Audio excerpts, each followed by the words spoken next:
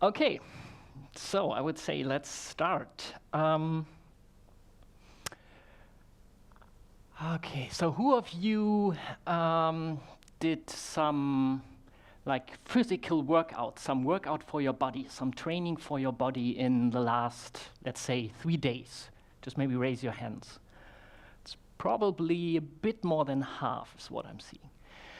Okay, so who of you in the last 3 days has something done, like a deliberate practice to train your mind? How many people did that? So that's like 4 or 5, so maybe 20% or something. And my prediction is that these numbers will converge, actually, or the number of the people who will deliberately train their mind, it will increase. And it will be the same thing, it will be as natural, like it is natural now when we say, I'm going to the gym or I'm going running.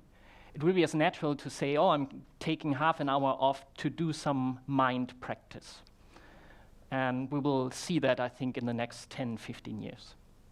And that's what I want to talk about. So my talk is about mindfulness and meditation. And I want to start with telling a little bit about my own story with that and why I do this. So my own story actually starts with, it's actually quite a while ago. It started when I was younger and in my youth, in my adolescence. And I had my first home computer, the Commodore C64, and we played Dungeons and Dragons with friends. And the people who are a bit older, they pretty much know how old I am right now.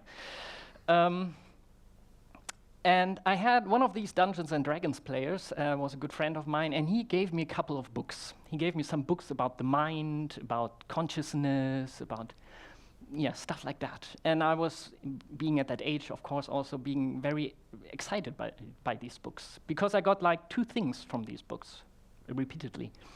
One is the authors really explained that, or made it clear to me, that the mind is really involved in anything you do. So whatever you experience, if you win in the lottery, if you break your leg, whatever, kind of the mind is involved in that relationship to what you are experiencing, and it's kind of forming that experience. Quite obvious. And the second thing these authors said was that you can actually train your mind. You can train your mind to have a more healthy, a more happy, a smarter relationship to what is happening. And I found that really intriguing, being 15 or 16. So I started to meditate at that age. And I did that quite persistently, and then I stopped after around 4 weeks. And I stopped because I kind of noticed that I didn't really know what I was doing. Because the instructions I had back then, they weren't very precise. It was very, very esoteric, very religious, not really clear for me coming from a Western European background. Yeah. So that was kind of my first encounter with mindfulness meditation. And then I did, during my whole life, I did a lot of personal development, but actually mindfulness meditation didn't occur again until probably 6 years ago. And 6 years ago, I was actually just self-employed for my first year. And while on the outside, things were actually going pretty well, like my first year was much more successful than I had expected, I noticed kind of at the end of the year that I was, not really in a good shape. I had some problems falling asleep, and I was kind of careful around not, going into a burnout and not going into depression and stuff like that. So over Christmas break, I did some research, and I came again across mindfulness and mindfulness meditation. And because a lot of stuff had happened in those years between my 2 encounters with mindfulness. And one of the things that had happened was that mindfulness meditation was looked at as like a really good recipe to kind of counter depression, burnout, and so on. And I realized that it was actually very well scientifically examined by then. And we had much better instructions. So on that kind of gave me the shift to try this again, which I did, and since then basically have a regular mindfulness practice. And also I realized back then, doing more and more research, that actually even many companies already are embracing this. You know, looking at the science and really saying, well, this is really good for us, really good for our employees. So companies like Google, like SAP, Twitter, and so on. So they're really all having like big mindfulness programs. And then I thought, well, that's a great thing where I can combine like my private thing and, you know, even kind of my work thing with this, and that's why I'm talking about it. Okay, so that's kind of the story how I got into it. How the talk will look like is like this. I'm using two words consistently already several times, like mindfulness and meditation. So what is that about? I'm gonna, say a little bit about that. And after I've done that, we even gonna do a little practice. And then we're gonna talk a little bit about the science, and then basically that's it. We're gonna close. Okay? Good. Okay, great. So, what's mindfulness about? What's meditation about? A bit of definition. Let's start with meditation. You probably have pretty much like images coming up when you hear meditation. You probably like, people with no hair in orange robes or sitting in a way that it really hurts in your knees. So while that is true in a sense that, of course, it comes from a Buddhist tradition, meditation actually just means practice. So the original word is bhavana in Sanskrit, and bhavana means kind of to cultivate the ground so that crops can grow. That's the original meaning. And kind of a modern translation is really just deliberate practice. Yeah? So something you do very deliberately to train typically your mind. Yeah, that's just the meaning of meditation. So it's nothing esoteric, but it's deliberate practice. It's like really going to the gym and doing an hour of this and this and this and this. So it's pretty much the same thing, just for your mind. So that's meditation. What's mindfulness? And I'm going to spend a little bit more time there. Because mindfulness can be defined in many ways, and there are actually several definitions out there. And I'm going to use a skills-based definition, because that usually helps to also see what's the benefit of doing that. So what I'm going to do is I'm going to present you like 3 skills that mindfulness develops. And I'm going to do it like in 3 steps. So the one is always explaining what is it. The second is I'm going to give you a technical analogy. So who of you who's coding, who's software developer? Just like, yeah, 2/3, great, okay. So that's for you basically. And I'm also gonna give you some benefits of it that I see in life in general, or especially in work life, and especially in my life as an agile coach. And it makes sense to do it this way, because when you ask long-term meditation practitioners, they actually say something like, so what I'm doing is, when I'm meditating, is I'm really understanding and even tinkering a bit with my mind. So they use words like that. And that's pretty much what we do as as software developers with our machines, when we write software, or as a hacker when I try to understand how things work and take things apart and put it together in more meaningful ways. So it makes actually quite a lot of sense to build these analogies. So what's concentration?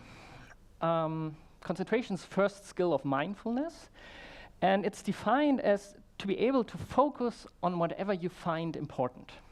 Yeah? So whatever that might be, the ability, if you have like a really good ability to focus, you can stay with that. So a good example for a great day of focus is when you might have these experience from time to time. You get into your office, you have like a nice programming or designing task, and you sit down, you start to work, and then you have this amazing situation happening. And the amazing situation is that nobody disturbs you. Yeah, so you're in your office, you just keep working, you really get into what you want to do. And then after 3 hours, you get hungry or you desperately need to go to the toilet. You kind of pop out of this kind of really high concentration bubble and you think, wow, this was really cool. This was really an like extremely productive moment I had. Yeah? So those are moments of high concentration, and you can train to enter and stay in them longer. That's basically the training of concentration. So what's a technical analogy? I used, like in software development, if you develop software, you have a software development environment, and you can set breakpoints in that environment. It basically means, for those who don't understand it, that you can stop the running software at any given time, where it usually wouldn't stop, in order to understand better what's going on. So that's a breakpoint. So why is kind of a breakpoint an analogy for concentration? And I can explain that as an example. Let's say, I might use you. Let's say, what's your name?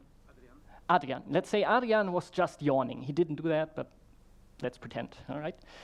So I might have seen him yawning, and a whole lot of stuff might be triggered by that in me. I see him yawning. I might think, oh, he's yawning. Why is that? He must be bored. I'm probably not a really good speaker. Maybe I should do something else. But that's essential for my work, so maybe I should switch careers and so on and so on. So at the end, I leave the room and make a life decision or something. And concentration really helps you to widen this gap between reaction and trigger and response. Trigger and reaction. So I might see this trigger, and reaction helps me to not automatically go into the reaction and to have this automatically run within me. So that's really one power that you build with, if you're able to concentrate more. You kind of have a bit more space between something is happening and you're in a reaction. So that's kind of the technical analogy. Why is this useful? Well, a couple of talks I heard yesterday and today were actually speaking about attention, and attention as your most precious resource. And we live in an attention economy, and some of you even work for companies who have almost perfected their ability to direct my attention to where they want it. So really having high concentration is actually, for me, almost like a self-defense in this kind of times we have. And of course, it helps in everyday life. I mean, we all deal with distractions constantly. I just recently heard a podcast, and the researcher there said that our average span of a task that we are doing in IT is around 40 seconds, and then there's a distraction. And the most interesting thing is that half of these distractions are self-caused. So it's like when you do something, and suddenly you realize you open Facebook. So that's nobody disturbed you. It was just yourself who kind of switched from one task to another. And concentration really helps to avoid these. And that's 50% of all the distractions. Okay, so what's the second skill of mindfulness? It's clarity. Clarity means to be able to perceive what's going on in greater detail and with greater resolution. So that's in technical terms. I remember a good example in terms of seeing. I'm wearing contact lenses now, but when I was 18 or 19, I got my first pair of glasses. So before that, I didn't need any, but then. So I was at this store at the optical glass making, whatever that's called in English, where you can buy your glasses. And the person preparing my glasses was giving me the finished set of glasses. And I remember the moment I put them on my head. I was looking outside, and there was like a big green tree outside. And I was like, wow, that green tree actually has leaves. I didn't really see that anymore. And I was so used to it that I didn't see it anymore. But now I could see clearly again. And the interesting thing is when you put this ability towards looking inside you. So if I take this yawning example with Adrian again, I might actually notice all the little steps, all the little assumptions I'm making. So he's yawning, and then I'm actually able to observe, like, okay, I'm thinking he's bored. I'm thinking I'm not good enough. I'm thinking maybe I should do something else. So it gives me clarity into, what is going on and what's cause and effect. Yeah? It gives me clarity in why do I have an kind of uneasy feeling around that decision that I'm making. Yeah? So and that's really helpful in an agile environment. Yeah? So what's the analogy? Well, a good technical analogy is in a similar, like a software development environment, is to have the ability to read variables and states of objects. So I can actually look into my code, I can look at what state is my code in, what state is my program in, and then I can, better understand what's going on. That's a pretty obvious analogy. And the benefit of it is that I'm acting smarter on the input I have. This morning, I don't remember her name, unfortunately. This woman, she was talking about meetings. And she said her experience was that often meetings are called because people kind of feel uneasy about a problem they have. And an easy way out of this unpleasant, uneasy feeling is that you call a meeting and you go like, yeah, I'm going to call like 5 of my colleagues and we're going to do some brainstorming and then, kill the problem.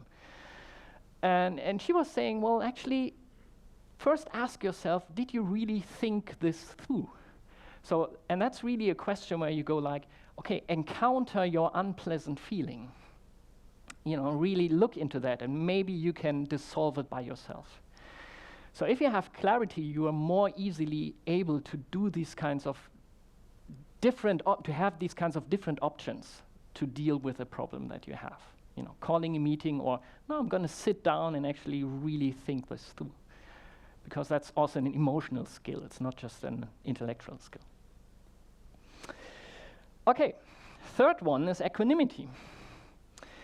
My meditation teacher, he's really a math geek or a science geek, so he always uses like formulas to explain things. And he explains equanimity as suffering is equals to discomfort times resistance.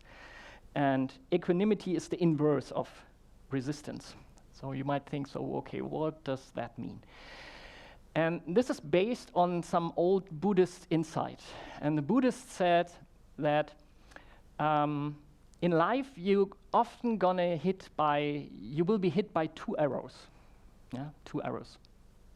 The first arrow is something that you can't avoid. In life, shit will happen, basically. It's part of the human condition. You're gonna, stumble and break your leg. You're gonna break up a great friendship. You're gonna, You're gonna grow old. Some people might die around you, and someday you will die. It's part of the human condition. No way around that. Yeah? But what we often do is, when something like that happens to us, or even something good happens to us, we kind of shoot another arrow at ourselves. So, in that way, he was just saying, he was just yawning. And instead of just seeing him yawn and maybe thinking about if I could learn something, I have all these thoughts. I have all these thoughts about, I'm not good enough, or he could be more polite, and what does it tell about his parents if he just yawns? Things like that. It can go in all directions. But that's all kind of the second arrow that I'm shooting at myself. That's the suffering part. So we can't do anything about the discomfort, the pain part, the first arrow, but we can do a lot about the second one. And equanimity is kind of this skill to be with a sensation, to be with whatever happens, but not shooting the second arrow. So in this example, it would be, yes, I see him yawning, and I might even have a reaction to it. I might have a reaction of, oh, I'm feeling a bit insecure. And then this happens in my body, and then it's done. So it's not like it doesn't trigger like 100 other things. That's really equanimity. So being able to be with whatever happens. Well, the analogy is also quite obvious. If you're a programmer, you often have to change your code without building new stuff, but you change it in a way that it's better understandable, that it runs smoother, easier to change, and so on and so on. So it's called refactoring. So that's basically a way to what the analogy would be in a technical world. And how does that help you? It helps you to be able to deal better with uncertainty and change. And I experienced that a lot in my work as an agile coach. For example, if you do agile, you deal with uncertainty in a different way than you usually do. In like a classical organization, uncertainty is something you want to destroy, right? Like we don't know something, so the obvious reaction is to make a plan, and then when we have a plan, we are kind of saying, yes, okay, we have a plan now. Now we can be sure that everything is fine. In an agile way of seeing things, you would say, yeah, we don't know, and we won't know in the next few days, but for the most important things, we can run experiments, and maybe we find a few things out. But in general, there's a lot more perceived uncertainty.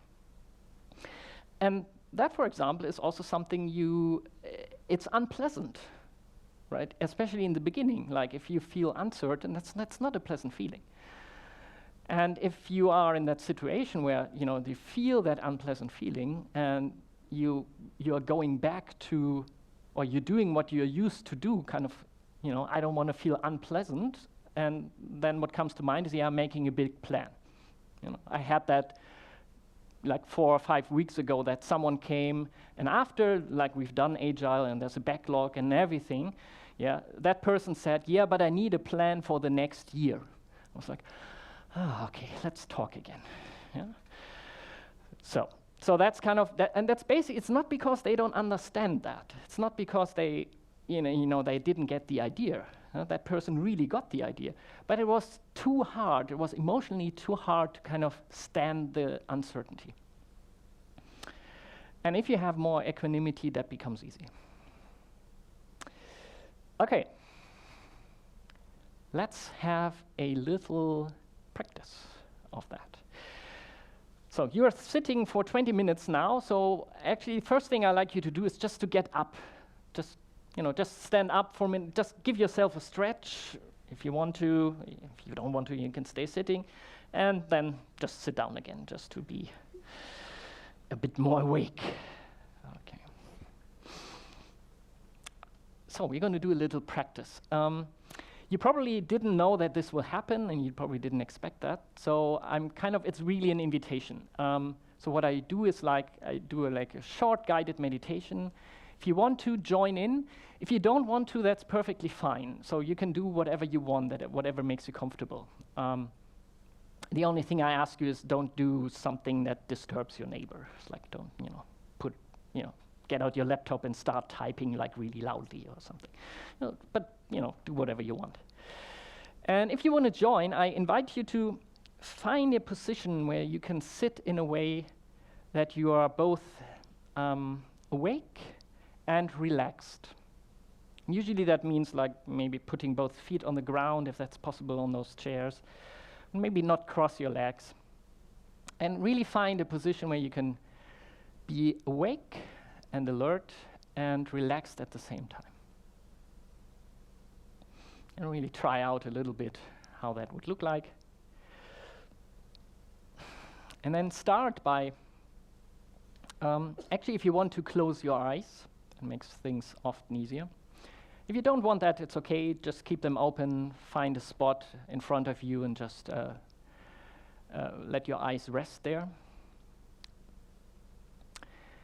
And then start by taking 3 deep breaths in your own pace. So breathe out and breathe in intensely.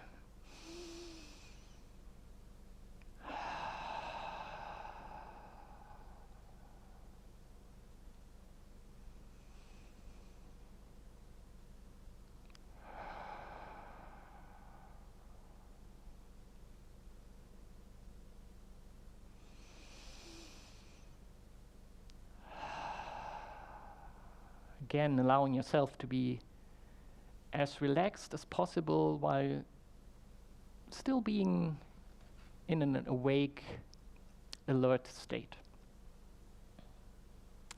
And then let your breath just flow as it wants to flow. And kind of direct your attention towards the here and now. And that basically means towards noticing what is going on right now. So if you have your eyes closed, you kind of have the sensation of seeing with closed eyes. You probably see some patterns, some light. You hear the sound of the machinery and the sound system around you. And of course, there's your body. Like all the sensations you get from your body. Maybe it's warm, maybe it's cold.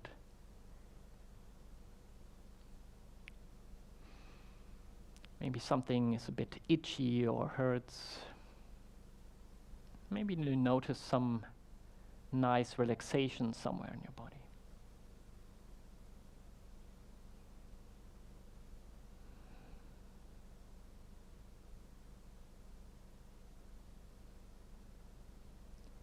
And you can also notice the sensations of breathing in your body.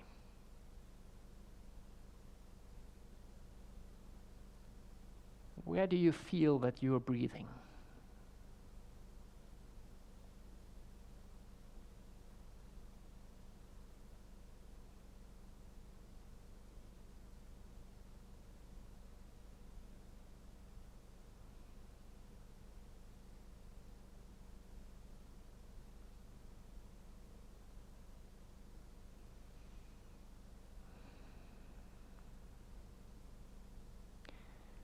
What I'd like you to do is to actually focus on a spot where you can feel your breath really well. And for most people, that's kind of the tip of the nose, where they can notice the air streaming in and the air streaming out. So maybe just pick that spot. Focus on the sensations of air while you breathe in, and the sensations of breathing out at the tip of your nose.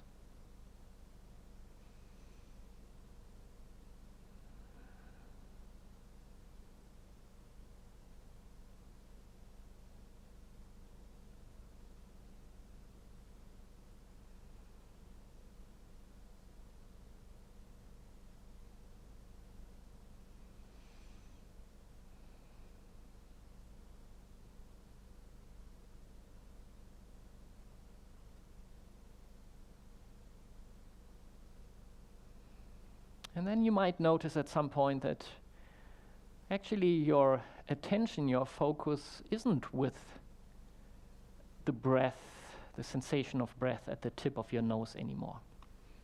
You might notice that you are doing something else, like thinking about how lunch was, or thinking about that email you still want to write, or thinking about your next holiday, or whatever. Or being with your focus not at the tip of your nose, but rather, in your stomach where you're digesting or something.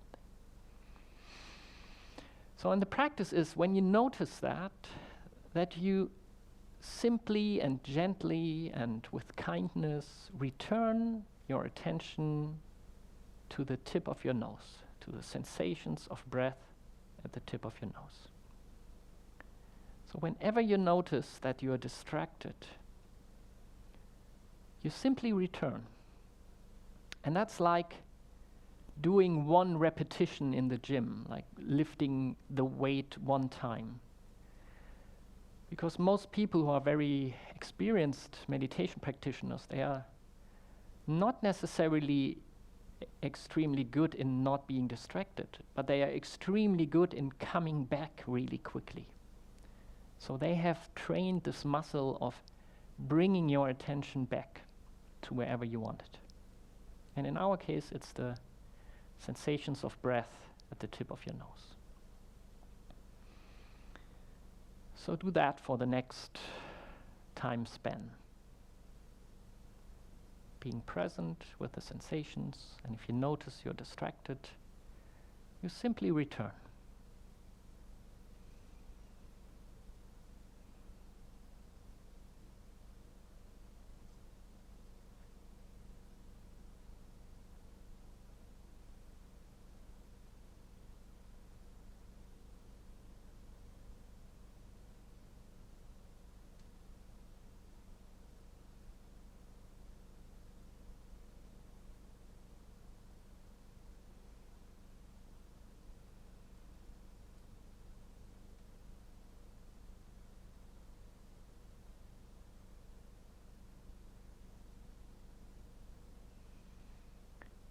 And when you notice these sensations, can you bring a lot of curiosity to it? Like imagine you're just taking your first breath, and kind of this level of intention, of curiosity, really noticing every little sensation that you have while you're breathing in, and every little sensation you have while you're breathing out.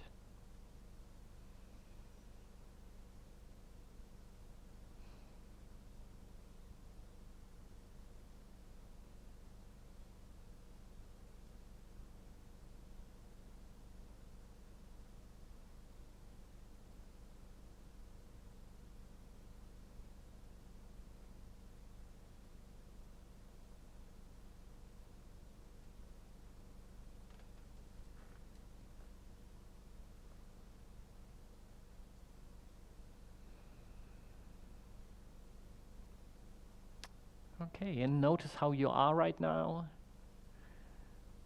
Notice if there's relaxation, if it's more stressful, less stressful. Anything else that shifted and changed. And then slowly bring back your attention into the room. Open your eyes if you have them closed. Thank you. I hope everybody, the people who are very tired, that they are awake again. So I would like to hear like one voice. How was that? Maybe just a few words. How was that from one person? Really pleasant. Okay. Okay. So just relaxing, I guess. Pleasant. Okay. Good. Good. Okay. So that's a little practice, and the main thing is like this idea of you're focused on, in this case, the breath, and the initial practice is to keep returning, to keep redirecting your attention. So that's the concentration part in the exercise. The clarity part is really the one of really bringing a lot of curiosity, attention to every single sensation. So really having the intention to notice the breath in all its detail. And equanimity is kind of hidden in the exercise in that sense that when distractions come up, you want them to be in the background. So they can be there, but you stay with the breath. So that's the equanimity part. Okay, so let's look at the science. Like I said, between my first encounter with mindfulness and meditation and my second encounter 6 years ago, like there were some huge changes and shifts, and they mostly have to do with science.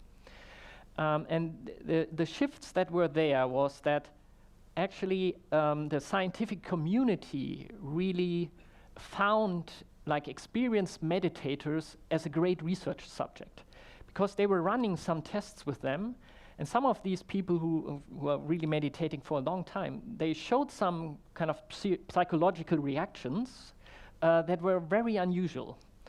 And of course, as a scientist, that's always interesting. If you have an outlier and you want to understand how the brain works, of course, you kind of look at the outlier, because then you can compare to what's the usual working of the brain, and you can try to see differences. So that was very interesting from a scientific perspective. And you can see that here. I put on, that's just some statistics around how many articles are there with the topic of mindfulness in the title. It's from PubMed. It's something similar to Google Scholar. And you can see that like around 20 years ago, in a 4-year span, there were like 34 articles. And the same time in like 2014 to 2017, there were like 3,000 articles, just with mindfulness in the title. So we are actually right now like learning a huge amount about what exactly is working here and maybe also what's not working here.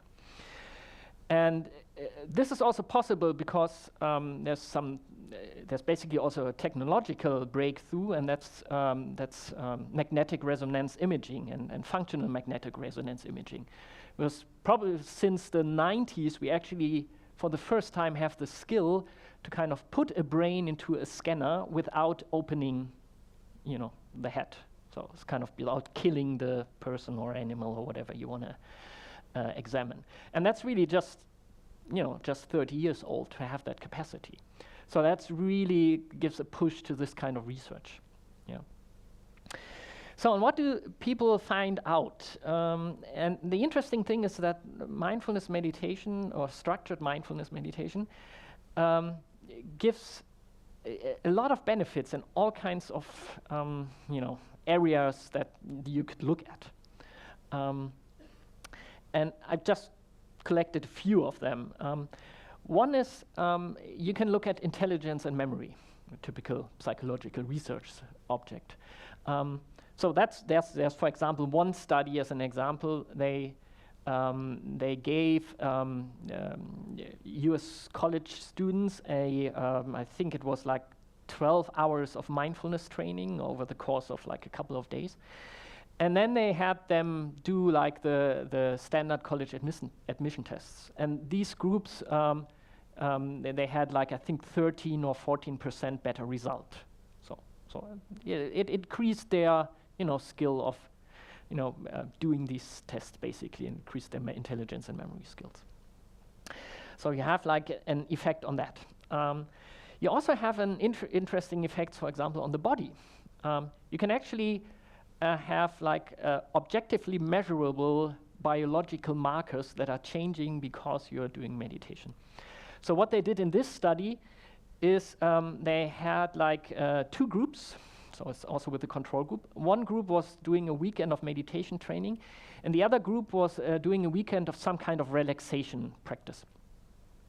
And then they asked, at the end of the weekend, they asked the people, how relaxed are you? And both groups said, yes, I'm much more relaxed.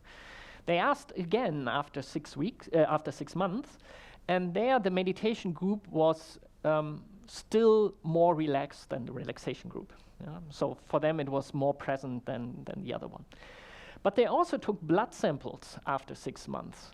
And the meditation group, they had like less inflammation markers in their blood. So and that's a good indication for some stress levels. So you can even have effects on biochemistry in the body. And there's again several studies out there who kind of show these kinds of things. And also kind of the most interesting thing is it also changes your brain. And that's also connected often to stress as an example. So if you look at stress and what the brain is doing when it's in a stressful situation, there's one area in the brain that's called the amygdala. It's basically pretty much in the middle, and it's probably like this size, if you can see that.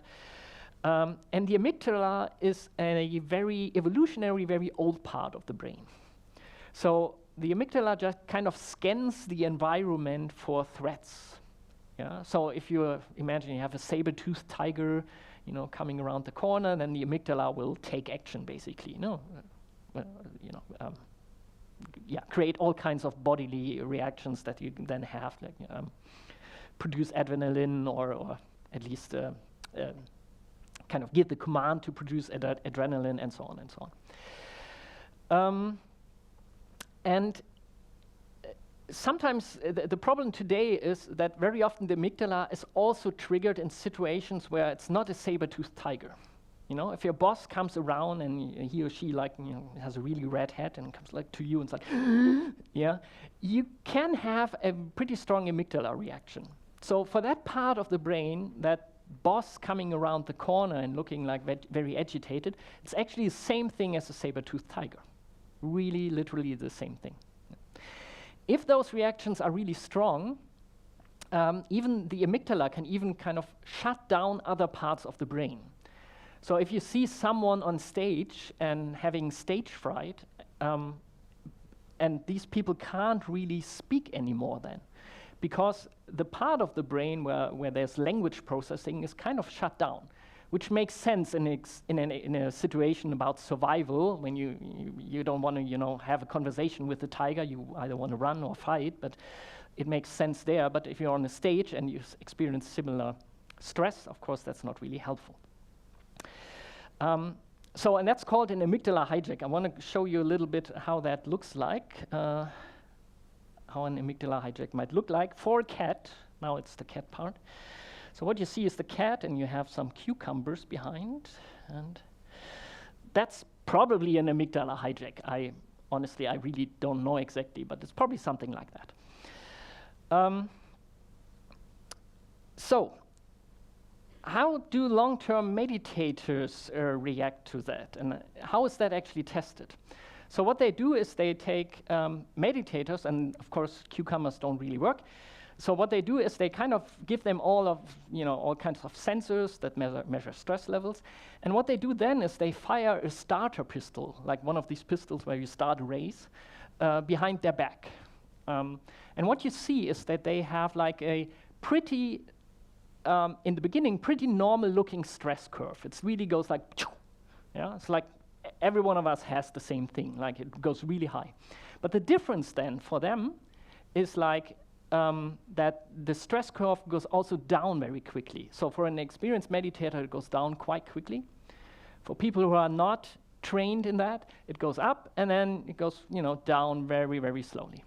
And the problem about stress is actually that we're often in a situation in work where things go up, it goes down, and then it goes up again, and goes down, it goes up again, and so on, and we never reach kind of our base level again. And that's the point where stress actually becomes really not healthy, right?